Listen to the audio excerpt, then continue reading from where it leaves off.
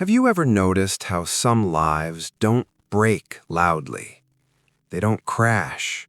They don't scream. They just slowly grow tired. In a small town where mornings arrived gently and evenings knew no hurry, lived a man named Sadiq. People knew him as a simple man, not poor, not wealthy, just present. He greeted everyone, helped when asked, never complained. From the outside, Sadiq's life looked calm, but calm is not the same as fulfilled, and this is something most people learn too late. The town was surrounded by green trees and narrow paths that led to familiar places. Children walked to school together, farmers returned home before sunset. The same faces appeared every day, like a routine the town had memorized. Sadiq worked at a small repair shed near the market. He fixed broken stools, loose doors, cracked wheels. People trusted his hands. His shed smelled of wood shavings and old paint. The walls were thin. The roof leaked when it rained. But it was his place, or at least that's what he told himself. Every morning he opened the wooden shutters. Every evening he swept the floor and locked the door. The same rhythm, the same motions, day after day. But every evening, when the market grew quiet and the town softened into dusk, Sadiq would sit alone outside his room, staring at the road. Not because he was waiting for someone, but because he didn't know what else to do. You see, Sadiq had once dreamed, not loudly, not foolishly, just quietly. He wanted to leave the town once, start something of his own, build a life that felt like it belonged to him. There was a time, years ago, when he would lie awake at night imagining a larger workshop, a place where young people could learn, where broken things were not just fixed, but remade into something stronger. He had even saved a little money for it, but life kept asking him to wait. After this season, after this responsibility, after things become easier. His mother had been unwell. He stayed. His brother needed help with the farm. He stayed. A neighbor asked if he could repair their roof. He stayed. And each time, the dream became a little quieter. So he waited, and waiting slowly became a habit. One afternoon, while repairing a broken bench near the river, Sadiq noticed an old man sitting nearby.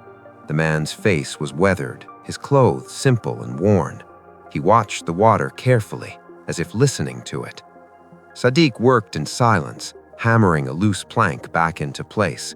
The sound echoed softly against the trees. After a long silence, the man spoke. "Do you know why rivers never regret where they're going?" Sadiq paused. He looked up, surprised. The man hadn't even glanced at him. Sadiq smiled politely. "Because they have no choice?" The old man shook his head slowly. "No, because they keep moving." He said nothing else, just stood up, brushed the dust from his clothes, and walked away down the path. That sentence stayed with Sadiq longer than it should have. That night, he lay awake, staring at the ceiling, listening to the sounds of the town settling into sleep, a dog barking in the distance, the wind moving through the trees, the creak of his own wooden bed. He realized something uncomfortable.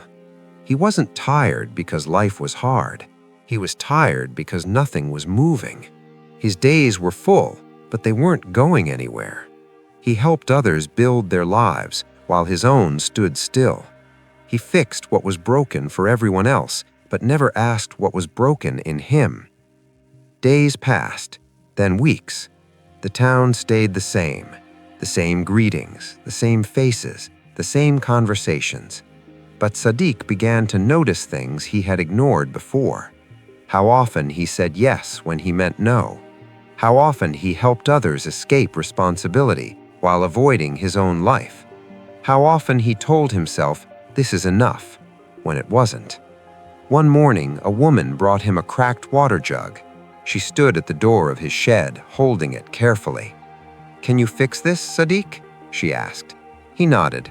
"Leave it here. I'll have it ready by tomorrow." She smiled. You always know how to fix things." After she left, Sadiq held the jug in his hands and stared at the crack running down its side. He thought about how easy it was to see what was broken in objects, but how hard it was to admit what was broken in a life. One evening, a friend came by. They sat together outside the shed, watching the sun sink low behind the fields. The friend laughed and said, "Sadiq, you're the most dependable man I know." The words sounded like praise, but they landed like a weight. Dependable. It was a word people used when they needed you to stay the same, not grow, not change, just stay. That night, Sadiq sat alone for a long time. He thought about the old man by the river. He thought about the water, always moving, always going somewhere. And he thought about himself, standing still year after year, waiting for permission to live. For the first time, Sadiq made a small decision. Not a dramatic one, not a risky one, just an honest one. The next morning, he opened his shed later than usual. He didn't rush. He took a longer walk before starting work. He passed the river, the fields, the old stone bridge where children played. He sat by the water again. For the first time in years, he asked himself a question he had avoided. What do I want if no one is watching? The answer didn't come quickly, but it came quietly. Sadiq began to change, not outwardly, but inwardly. He stopped rushing to solve everyone's problems. When someone asked for help, he still helped, but he no longer abandoned his own plans to do it.